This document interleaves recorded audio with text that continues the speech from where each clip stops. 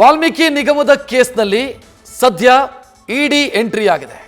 ಇಡಿ ತನಿಖೆಯ ಸಂದರ್ಭದಲ್ಲಿ ತನಿಖೆಯ ದಿಕ್ಕೆ ಬೇರೆ ದಾರಿಯ ಕಡೆಗೆ ಹೋಗ್ತಾ ಇದೆ ಅಥವಾ ತನಿಖೆಯ ತೀವ್ರತೆ ಬೇರೆ ರೀತಿಯಲ್ಲಿ ಕಾಣಿಸ್ತಾ ಇದೆ. ನಾಗೇಂದ್ರ ಮಾಜಿ ಪಿಎಯನ್ನ ವಶಕ್ಕೆ ಪಡೆದಿದೆ ಇಡಿ ಅಥವಾ ಪಡೆದಿರುವಂತ ಸಾಧ್ಯತೆ ಕಾಣ್ತಾ ಇದೆ. ಮುಖಕ್ಕೆ ಮಾಸ್ಕ್ ಹಾಕಿ ಮಂಕಿ ಕ್ಯಾಪ್ ಹಾಕಿ ಇಡಿ ಅಧಿಕಾರಿಗಳು ಕರೆದೊಯ್ದಿದ್ದಾರೆ.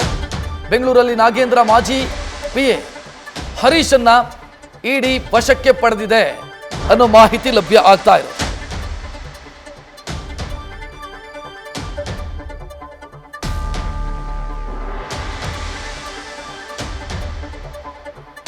ವಾಲ್ಮೀಕಿ ನಿಗಮದಲ್ಲಿ ನಡೆದಿರುವಂತಹ ಅಕ್ರಮಕ್ಕೆ ಸಂಬಂಧಿಸಿದಂತೆ ಸದ್ಯ ನಾಗೇಂದ್ರ ಅವರ ಆಪ್ತ ನೆಕ್ಕುಂಟಿ ನಾಗರಾಜ್ ಅರೆಸ್ಟ್ ಆಗಿ ಎಸ್ಐಟಿ ವಶದಲ್ಲಿದ್ದಾರೆ. ಮತ್ತೊಂದೆಡೆ ಈಗ ಇಡಿ ಅಧಿಕಾರಿಗಳು ಮತ್ತೊಬ್ಬ ವ್ಯಕ್ತಿಯನ್ನ ವಶಕ್ಕೆ ಪಡೆದಿದ್ದಾರೆ ಅನ್ನುವಂಥ ಡೀಟೇಲ್. ಆತ ಬೇರೆ ಯಾರೂ ಅಲ್ಲ, ನಾಗೇಂದ್ರ ಅವರ ಮಾಜಿ ಪಿಎ ಹರೀಶ್ ಅನ್ನುವಂಥ ಮಾಹಿತಿ ಲಭ್ಯ ಆಗ್ತಾ ಇದೆ. ಹರೀಶನ್ನ ಇಡಿ ಅಧಿಕಾರಿಗಳು ವಶಕ್ಕೆ ಪಡೆದಿದ್ದಾರೆ ಅನ್ನುವಂಥ ಡೀಟೇಲ್ ಸಿಗ್ತಾ ಇದೆ. ಈ ಕೇಸಲ್ಲಿ ನಾಗೇಂದ್ರ ಅವರ ಇನ್ವಾಲ್ವ್ಮೆಂಟ್ಗೆ ಸಂಬಂಧಿಸಿದಂತೆ ಅನೇಕ ಆರೋಪಗಳಿದ್ದಾವೆ, ಸಾಕಷ್ಟು ಅನುಮಾನಗಳು ಕೂಡ ಇದ್ದಾವೆ. ನಾಗೇಂದ್ರ ಅವರಿಗೆ ಗೊತ್ತಿಲ್ಲದೆ ಇಷ್ಟೆಲ್ಲ ವ್ಯವಹಾರಗಳಾಗಿದೆಯಾ ಅಥವಾ ಗೊತ್ತಿದ್ದು ಸುಮ್ಮನೆ ಕೂತ್ರೆ ಅದರ ಹಿಂದಿರುವಂಥ ಉದ್ದೇಶ ಏನು? ಸುಮ್ಮನೆ ಕೂರೋದರ ಹಿಂದಿರುವಂಥ ಉದ್ದೇಶ ಫಲಾನುಭವಿನ? ಈ ಎಲ್ಲ ಪ್ರಶ್ನೆಗಳನ್ನು ಪ್ರತಿಪಕ್ಷಗಳು ರೈಸ್ ಮಾಡಿದ್ದಾವೆ. ಜನಸಾಮಾನ್ಯರಿಗೂ ಕೂಡ ಅದೇ ಅನುಮಾನ ಕಾಡ್ತಾ ಇದೆ. ಈ ಮಧ್ಯೆ ಇವತ್ತು ಇಡಿ ಎಂಟ್ರಿ ಆಗಿದೆ. ಮೊನ್ನೆ ಅಂದರೆ 3 ದಿನದ ಹಿಂದೆ ಇಡಿ ಅಧಿಕಾರಿಗಳು ECIR ದಾಖಲಿಸಿ ತನಿಖೆಯನ್ನ ಆರಂಭಿಸಿದ್ದಾರೆ. ಈ ಬಗ್ಗೆ ಹೆಚ್ಚಿನ ಡೀಟೇಲ್ ನೀಡೋದಕ್ಕೆ ನಮ್ಮ ಪ್ರತಿನಿಧಿ ಪ್ರಜ್ವಲ್ ಫೋನ್ ಸಂಪರ್ಕದಲ್ಲಿ. ಪ್ರಜ್ವಲ್, ಈಗ ಹರೀಶ್ ಅನ್ನುವಂಥ ವ್ಯಕ್ತಿಯನ್ನು ವಶಕ್ಕೆ ಪಡೆದಿದ್ದಾರೆ ಅನ್ನುವಂಥ ಡೀಟೇಲ್ ಏನು? ಆತನ ಇನ್ವಾಲ್ವ್ಮೆಂಟ್ ಏನು ಡೀಟೇಲ್ ಇದೆ ಇದಕ್ಕೆ ಸಂಬಂಧಿಸಿ? ರಕ್ಷತ್, ಈಗ ನಾಗೇಂದ್ರ ಅವರ ಮಾಜಿ ಪಿಎ ಹರೀಶ್ ಅವರನ್ನ ವಶಕ್ಕೆ ಪಡೆದಿದ್ದಾರೆ ಅಂತ ಹೇಳಲಾಗ್ತಾ ಇರುವಂತ ಅದು ಕೂಡ ಇನ್ನು ಸ್ಪಷ್ಟವಾಗಿ ಗೊತ್ತಾಗ್ತಾ ಇಲ್ಲ. ಮಾಸ್ಕ್ ಹಾಕಿ ಈಗಾಗಲೇ ಇಡಿ ಅಧಿಕಾರಿಗಳು ಆತನನ್ನ ಕರೆದೊಯ್ದಿದ್ದಾರೆ. ತಲೆಗೆ ಮಂಕಿ ಕ್ಯಾಪ್ ಅನ್ನ ಹಾಕಿದ್ದಾರೆ, ಅದೇ ರೀತಿ ಮುಖಕ್ಕೆ ಮಾಸ್ಕ್ ಅನ್ನ ಕೂಡ ಹಾಕಿದ್ದಾರೆ.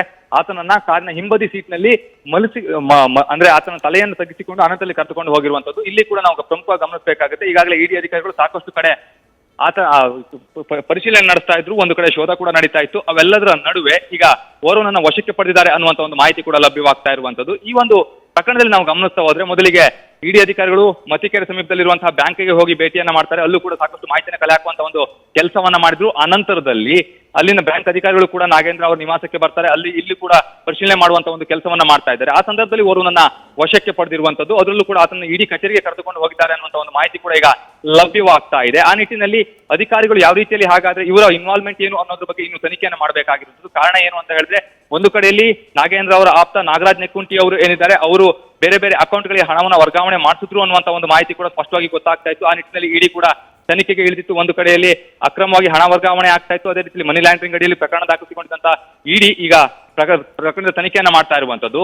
ನಾಗೇಂದ್ರ ಅವರ ನಿವಾಸದಲ್ಲಿ ಬೆಳಗಿನಿಂದಲೂ ಕೂಡ ಶೋಧ ಕಾರ್ಯವನ್ನ ಮಾಡ್ತಾ ಇದ್ದಾರೆ. ಅದೇ ರೀತಿಯಲ್ಲಿ ಈಗ ಓರ್ವನನ್ನ ಕರೆದುಕೊಂಡು ಹೋಗಿರೋದ್ರಿಂದಾಗಿ ಆತನ ಪಾತ್ರ ಏನು ಅನ್ನೋದು ಇನ್ನಷ್ಟೇ ತಿಳಿದು ಬರಬೇಕಾಗಿರುವಂತದ್ದು. ಸದ್ಯದ ಮಟ್ಟಿಗೆ ನಾಗೇಂದ್ರ ಅವರು ನಿವಾಸದಲ್ಲೇ ಇದ್ದಾರೆ ಅನ್ನುವಂತ ಒಂದು ಮಾಹಿತಿ ಅಂದ್ರೆ ಅದು ಲಭ್ಯವಾಗ್ತಾ ಇದೆ. ಅವರ ವಿಚಾರಣೆಯನ್ನ ಕೂಡ ಮಾಡ್ತಾ ಇದ್ದಾರೆ. ಈಗ ಓರ್ವನನ್ನ ವಶಕ್ಕೆ ಪಡೆದಿರೋದ್ರಿಂದಾಗಿ ಆತನನ್ನ ಇಡಿ ಕಚೇರಿ ಕರೆದುಕೊಂಡು ಹೋಗಿ ಅಲ್ಲಿ ವಿಚಾರಣೆ ಮಾಡುವಂತ ಒಂದು ಕೆಲಸವನ್ನ ಮಾಡ್ತಾ ಹೋಗ್ತಾರೆ. ಆದ್ರೆ ಸದ್ಯದ ಮಟ್ಟಿಗೆ ಇನ್ನೂ ಕೂಡ ಇಡಿಯ ಮೂಲಗಳು ಸ್ಪಷ್ಟವಾದಂತಹ ಒಂದು ಮಾಹಿತಿಯನ್ನು ಬಿಟ್ಟು ಕೊಡ್ತಾರೆ, ಯಾರನ್ನ ವಶಕ್ಕೆ ಪಡೆದಿದ್ದೀವಿ ಅನ್ನೋದ್ರ ಬಗ್ಗೆ. ಸದ್ಯ ಅವರ ಮಾಜಿ ಪಿಎ ಹರೀಶ್ ಅನ್ನುವಂತ ಒಂದು ಮಾಹಿತಿ ಏನಿದೆ ಅದು ಲಭ್ಯವಾಗ್ತಾ ಇರುವಂತದ್ದು. ರಕ್ಷತ್, ಪ್ರಜ್ವಲ್, ಈಗ ನಾಗೇಂದ್ರ ಎಲ್ಲಿದ್ದಾರೆ, ಏನಾಗ್ತಾ ಇದೆ ಅವರ ಮನೆಯ ಸಮೀಪ? ಸದ್ಯ ಇನ್ನೂ ಕೂಡ ವಿಚಾರಣೆ ಮುಂದುವರೆದಿದೆಯಾ, ಏನ್ ಕತೆ?